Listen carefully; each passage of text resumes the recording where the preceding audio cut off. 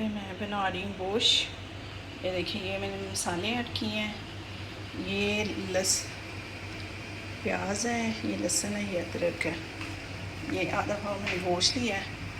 बिस्मिल्लाह,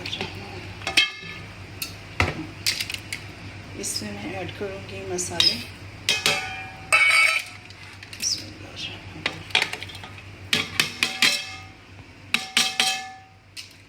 मैं ऐड करूँगी ये।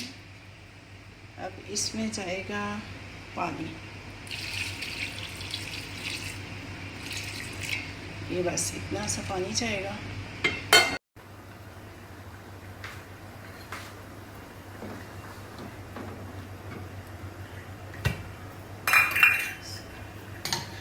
इसमें मैं ऐड करूँगी घी।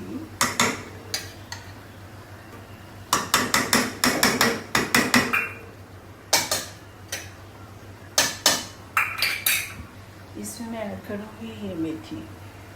देखिए मेथी है, इसमें मैं ऐड करूँगी।